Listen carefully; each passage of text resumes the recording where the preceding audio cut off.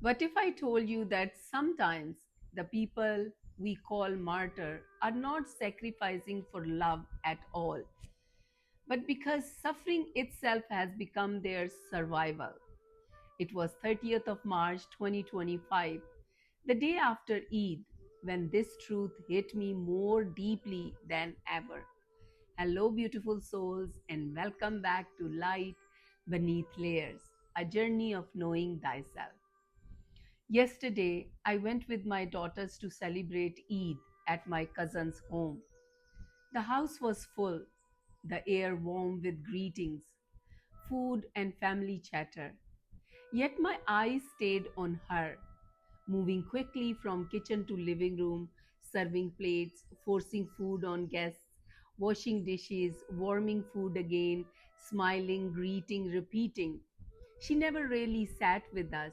She was everywhere and yet not present anywhere. In our culture, this is praised.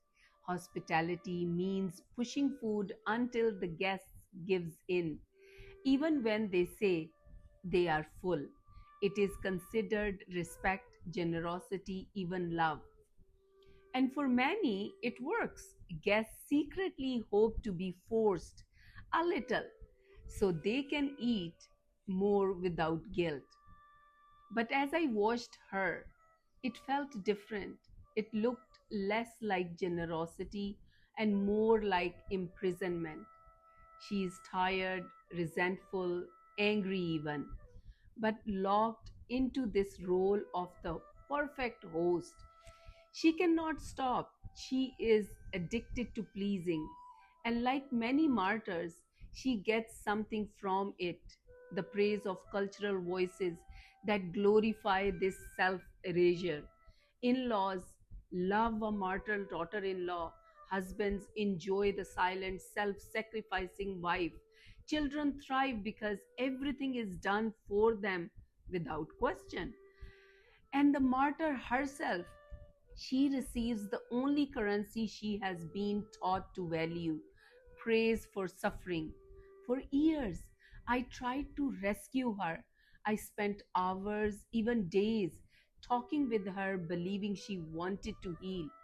I thought if I poured my energy into her, she would see her worth beyond servitude. But slowly I understood she was not asking for healing, she was asking for witnesses to her helplessness so she could stay there without changing. That was her commitment to remain a martyr. It was a painful lesson for me. I remember once attending a healing workshop during the time when my cousin was meeting me almost every day. For one whole year, she poured out her victim stories and I poured back my rescuer energy. What I did not realize then was how drained I had become. During that workshop, a healer who had known me for years looked at me closely and said, "Your energy is very low. Last time I saw you, you were vibrating differently. What has changed?" At first, I could not think of anything. Then it struck me. I had been meeting my cousin daily and trying to rescue her. That realization was a shock. I saw clearly how these patterns can suck our life force dry, how easily we hand over our light to those who feed on it without even knowing. I realized rescuing had been my addiction. I was playing the role of savior while she played the role of victim. Two sides of the same coin, both feeding a cycle that never ends. But here is the truth I discovered after years. When someone is truly ready to change, nothing can stop them.